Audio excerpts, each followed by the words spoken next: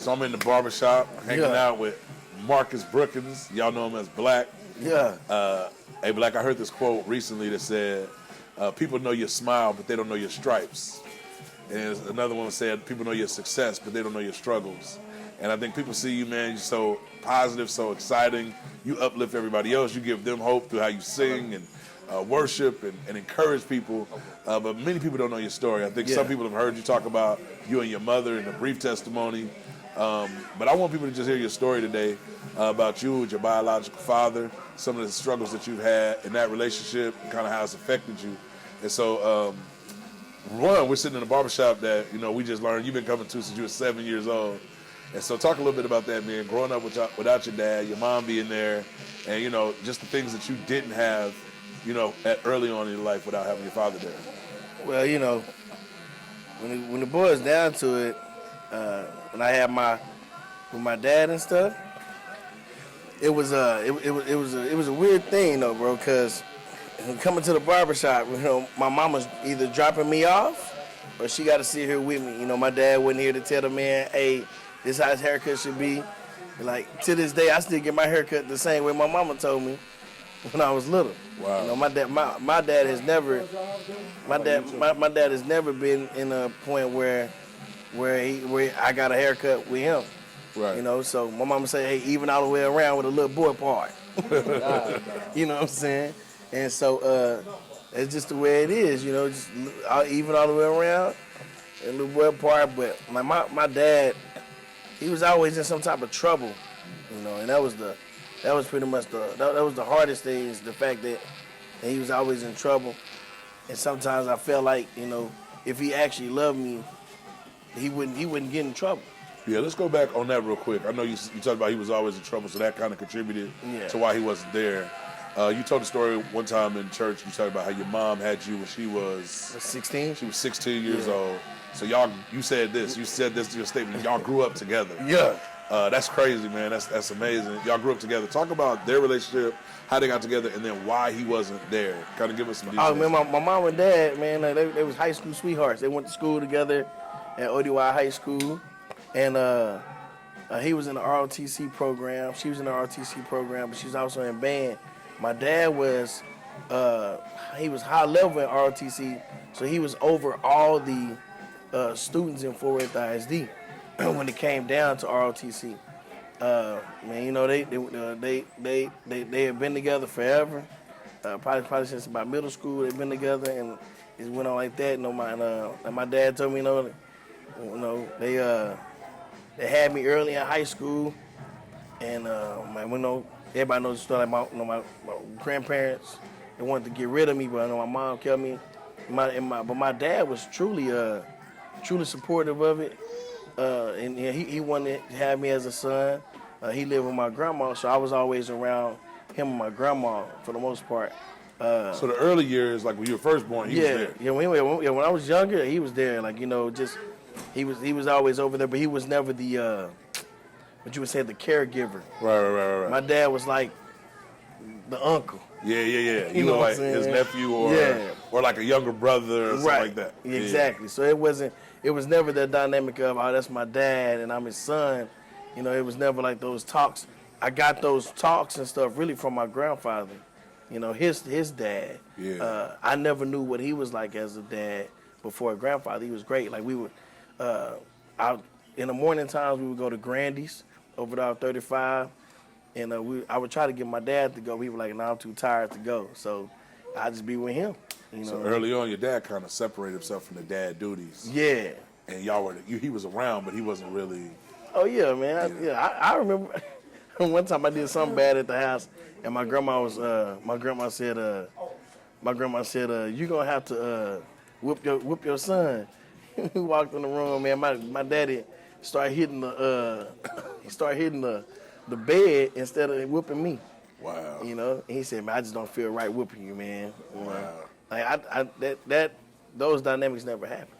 So when did it happen that he started to fade out of the picture completely? Oh man, probably when I was probably about 6, 7 years old.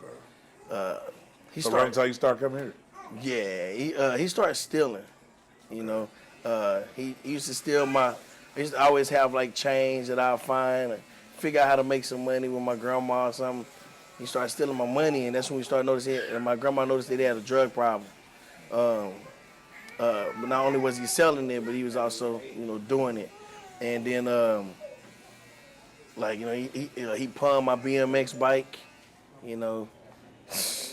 To this day, that still bothers me. Like, why would you do that to your kid? Why would you take my stuff, and pawn it? But I know now, hindsight being 2020, he had a problem, you know. But after that, my dad went to jail, and I never saw him again. Like I didn't see him until my grandmother died. My grandmother died when I was 9 years old, and I saw him at the funeral when they put us out in the back room, and he walked down the aisle to see his mother in the casket. It's weird because the last thing that my grandma told my mom was, "Don't allow my grandson to be like Frank." Wow. And Frank, so, for everybody that doesn't know. Yeah, Frank is my dad. That's your biological dad. Biological father. And so, he said, "Don't allow my grandson to be like him." And so, my whole life, I fought to not be like him. So that was like the thing that your grandmother kind of left for you as like, hey, my grandfather I don't have left a lot the to same give you, thing. but don't be like him. Don't that be was like there. him. Wow. Yeah. How did that affect you growing up? It was tough because sometimes, when people would see me, you look just like your daddy. And I'm like, dang, I don't want to look like him. I don't want to be like him. So everything I did, I tried to do opposite of him. My dad ran track. I didn't want to run track. My dad did ROTC. I didn't want to do ROTC.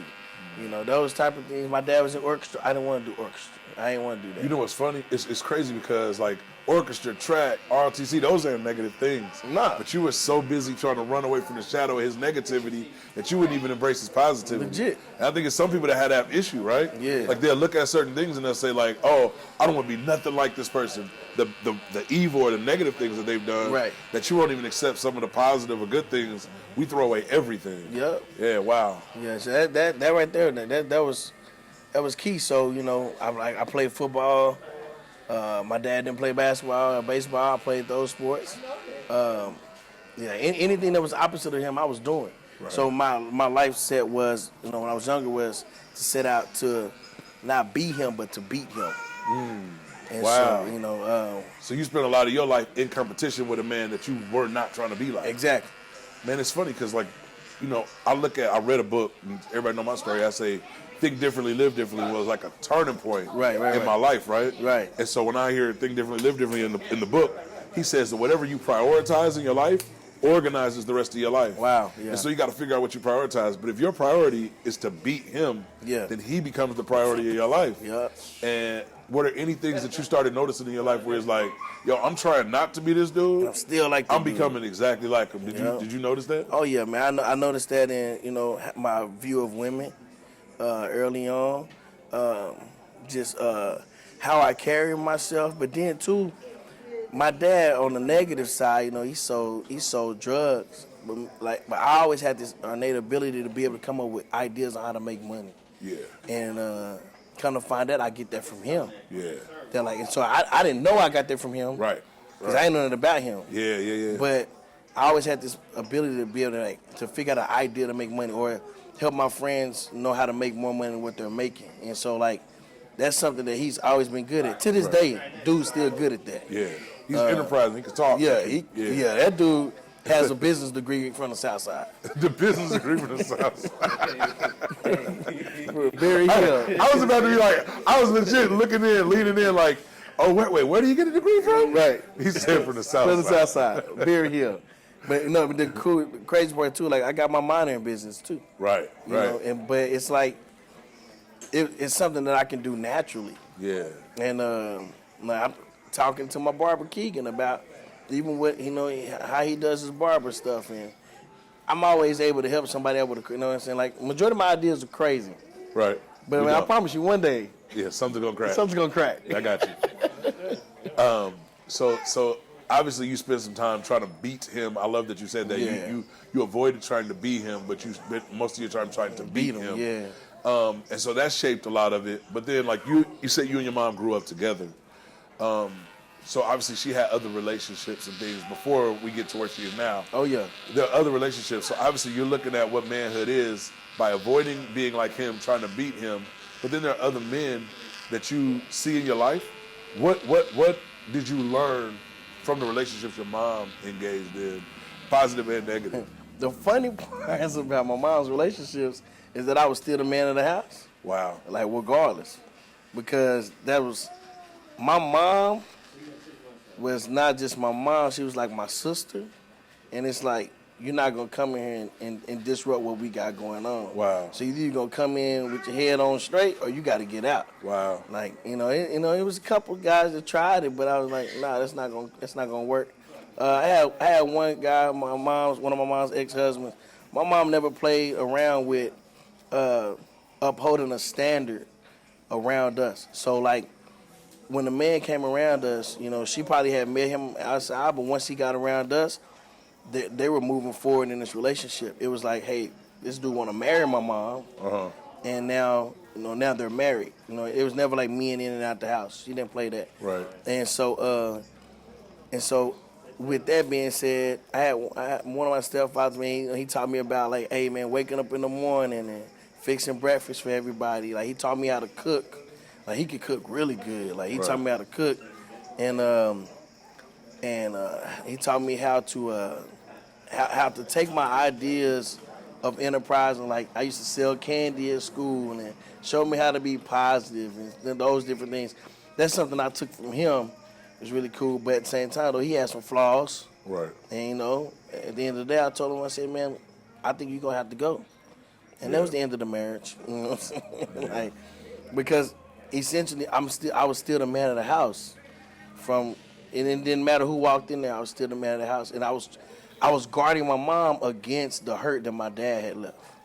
So you felt like you wanted to protect your mom from what your dad. So everything really still is being organized. Oh yeah. Around the broken relationship or the brokenness of what your dad had left y'all with. Yeah, man. For real. Do you feel like at some point in your life you had maybe like you got these men and you're like, hey, I'm the man of the house. Did you ever feel like you had authority issues? Because like, hey man, my dad is gone, these other men are coming in, but hey, I'm gonna be the man. Nobody else can tell me what to do. Yeah. Did you ever have that? I had authority issues. That's why majority of the time I would always make myself available to be the leader of something.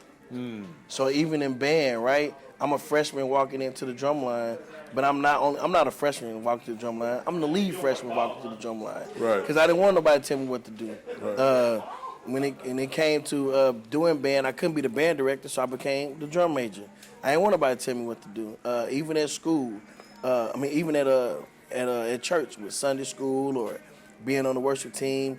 My mom, I was in this worship class where they taught you how to be a worship leader at First St. John, and like I was the top person in that class. I didn't want nobody to tell me what to do, and it was all because like I had a real authoritarian problem with men though. Like, men actually don't do it. I would listen to a woman. Right. But like I didn't even in school I didn't like having male teachers. I had one male teacher in school. That was Mr. Diaz. Wow. And me and him, we had it out all the time. Cause I'm like, ain't no man can't tell me what to do. Like my mama, don't no man tell me what to do. It's real. So you start that was a problem, and it's, but it was one guy though that came, like my who I call my dad, like. Yeah, so talk about that. That's where I wanted to go next. Yeah. Obviously, these authority issues and these things come to a head. Yeah. Because your mom marries who I call the coolest man on the planet. That's this my dude. He's so fly. He come to church and outdress everybody. I mean, he the man.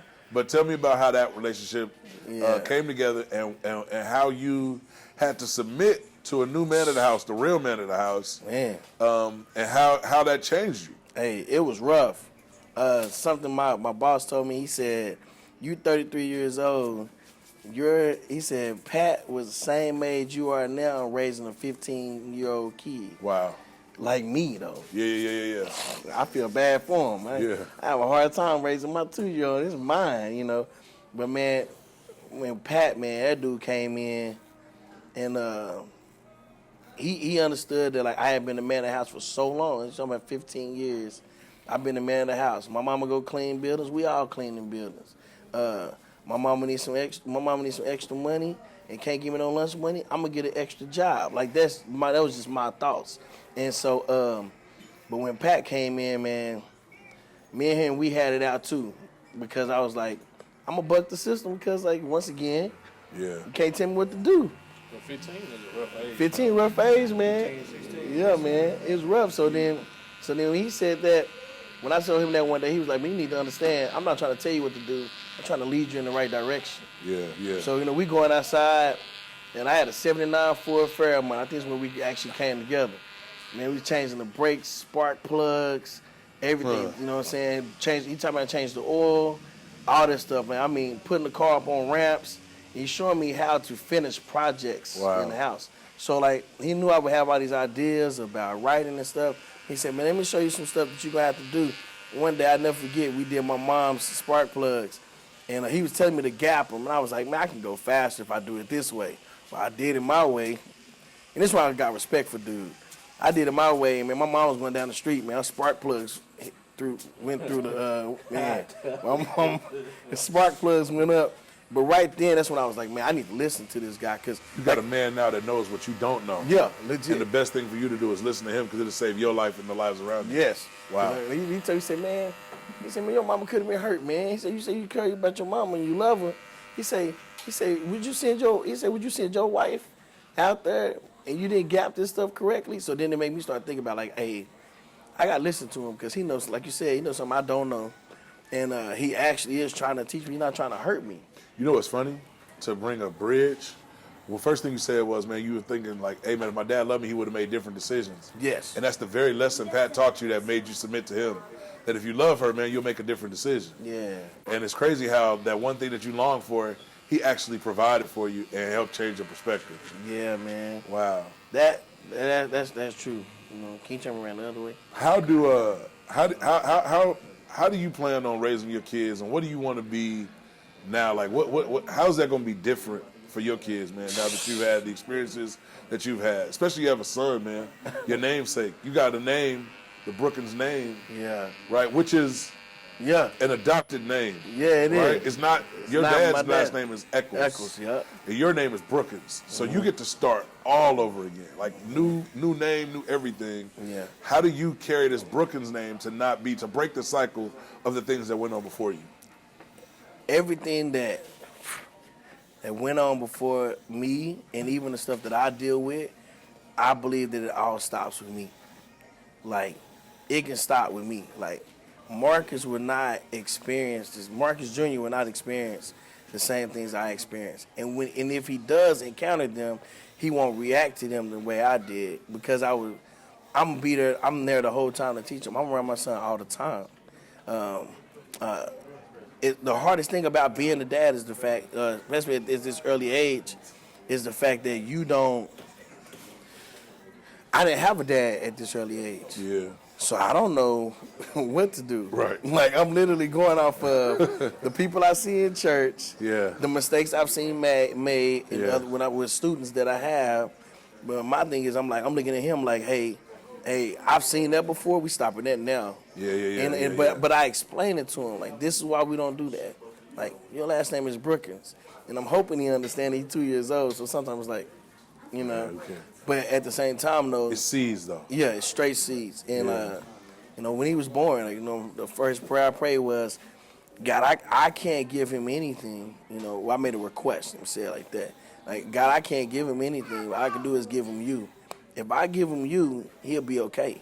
Because if I try to give him any ounce of me, he's going to be messed up. Wow. So the objective is to give him more of God and way less of me.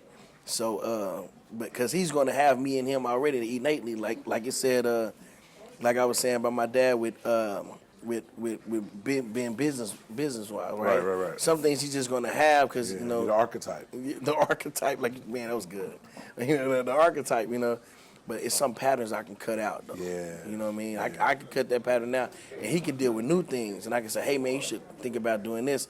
Then his son, my grandson, or my granddaughter won't deal with those things that we dealt with. So you take these you take these curses and you knock them down. Yeah. You know what I'm saying? So, what would you say? This is my last question for you. What would you say to somebody who's still like in a situation where you were in with Frank? It won't be my last question. I got one more. What would you say to somebody else who is still in a situation where they're trying to beat their dad because they're so busy trying not to be their dad?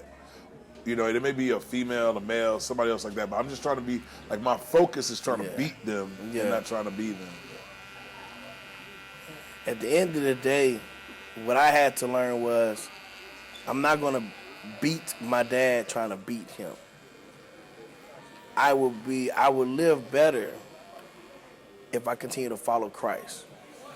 If I follow what he's done, if morally I'm doing things morally correct, like I don't have to worry about beating no man. Right. At the end of the day, I compete against myself every single day. How can I be the best self tomorrow? Yeah. And so if that's the case, then I don't have to worry about beating Frank. Right. Because it's like, okay, once you beat Frank, then what? Yeah, what? That's whack. And you got to be able to say, man, I want to do better for myself. Yeah. You know what I mean? I want to do better so that the people who are watching me can see Christ and not see me. Right. So that when Marcus sees me, he's not making decisions based on what I said to him. He's making the decision based on what he sees me do. Right. And so that's the best thing I would say to a person is that you got to continue just like living for Christ and keeping being morally correct, doing the things you're supposed to do, and knowing that you're going to make mistakes. Right. And when you do make mistakes, you can't get back up. You know. Good. So Talk to me about your relationship with Frank now. That dude funny. My relationship with my biological father now is more like asking my brother. Right. But I used to think like, man, if I ever lost him, like I wouldn't even care. You know what I mean? Now I'm getting life insurance for this dude. Right. I told him today, you know, I called him. He got an iPhone, and that made me feel good too. I ain't say that. He got an iPhone so he could talk to me on FaceTime. Cause he used to have a little cheap phone. Yeah. iPhones for life. Shameless plug. But he used to have those little cheap phones. But he's like, man, I want to see you when I talk. I want to see my grandkids. And he went out and bought an iPhone. The fact that he did that showed me that like he really does want to do better. You know, he wants to spend more time with his grandson. Sometimes I'd be like, man, it's messed up. You want to spend no time with me? But I have to think about the fact this. My dad's a different season in his life. Yeah. And who am I to hold him hostage to how he used to be? Right. You know what I mean? So like being morally correct, being the Christian man that I am, being the man that I am, like I have to be able to say like, hey, I forgive you for that. Yeah. You know? I don't know all you was going through, but I know you're here now. And from now, we're gonna continue our relationship from now. So now our relationship is more of like he my brother, but I still respect him as my dad though. Yeah. I never call him by his first name. I still call him dad. I don't disrespect him because you gotta honor your father and mother. So I still honor him, but some things that he's done in the past did hurt. And I got a chance to talk to him about that. And he apologized. Wow. So It's good, man. And I appreciate you doing this, man. And I know, you know what I mean? Just like I said, people see you smile, but they don't know your stripes. And now some people know some of your stripes, man, and they know that you worship, you encourage, you give people hope from a genuine place. Yeah. Because you've been in darkness, and you've been brought into light. Yeah. And so now that's not fake, man. They can see just a little bit more of your heart, and prayerfully somebody's being healed because they got the same type of pain, and they don't have hope. But now hearing your story, they have some. All right, what's man. up. Appreciate you, I bro. appreciate y'all, man. All right, man. Love you, dude. Image 2 for life. Good stuff, man. You ready? You got Q&A? What you got, ready? Paul? Well, ask you something. That's why I said. What you got, Paul? I was gonna ask you. You said you became the man of the house. Yeah. How was it when your mom got married to Pat? It changed the dynamics between Pat, you, and your younger brother. Oh. See, Paul got that history. You was the Paul, man. Yeah, he do. He do, man. You was the man at the time taking care of your younger brother. Yeah. How did you feel when he started doing things that you was doing Wow. with your younger brother? Man, Wow. hey, that's a good one, man. I had to bring, Ray Ray. You know how Ray Ray is already. And for people that don't know, Ray Ray is Raphael's my younger brother. That dude was something else, He had his own set of daddy issues because we have different fathers. Right. He has his own set of daddy issues and authoritative issues. And I had to tell him one day, like, bro, you need to understand. It's kind of like I bridged that gap between him and Pat. Like saying, you need to understand, like, it's okay. You know what I'm saying? That Pat is our dad now, Yeah. And so we both, Pat taught, I think the breakthrough for Ralph was on that football field because Pat, my dad, Pat was his football coach. He was a running back coach for him. He taught Raphael a move that took him all the way to college. Wow. And it's taught us a move called make one move and go. Ray used to hit, that was so fast. He used to hit the line, make one move, he was gone. Yeah. He did that from age 7, 8 years old on. Like, Ray got a scholarship to school. He was Mr. Texas in football. Like, he was the man. So you never saw it as a competition between you and Pat for Raphael? Mm-mm. You always thought Raphael needed that daddy figure. Yeah, Rap was looking at me. Oh, my bad. Rap was using me as the dad, like he said, as the dad figure. So you know what's powerful though, Paul? Like while Black was having authority issues, he still knew his brother needed the daddy. Yeah. You know what I'm saying? And so he didn't like block Raphael from getting what it is that he knew he needed, even though he bucked that authority because he was in that competition though. That's deep. Yeah. What's up? What would you tell a kid that's about 15, 16, that's going into the same situation you went into as a stepdad coming in? What would you tell that child how to take in the stepdad or the authority or the dynamics of the family changing now because now you got like a ready-made family coming together? What would you tell a guy, a teenager? Man, boy, telling myself, 15-year-old. Hey, I would tell the 15-year-old that the dynamic is about to change, and he just has to submit to the authority of the house.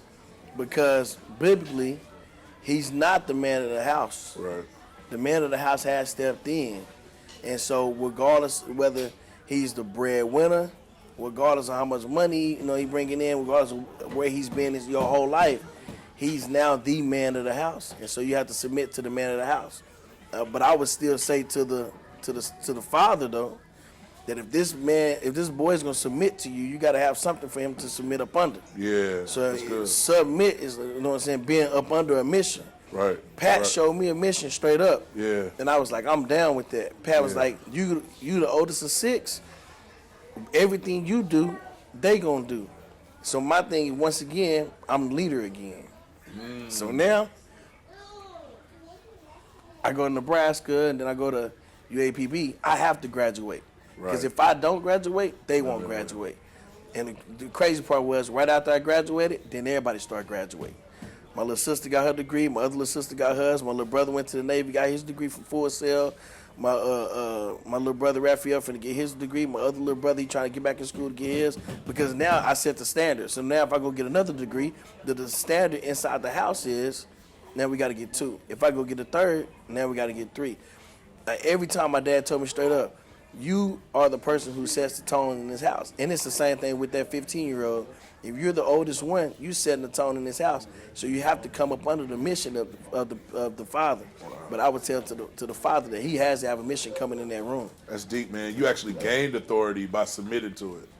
And sometimes we think, I'm about to give up something, but really you're releasing what it is that you actually could have by fighting against what you actually need to submit to. Yup. That's crazy. It's crazy, man. It's awesome, man.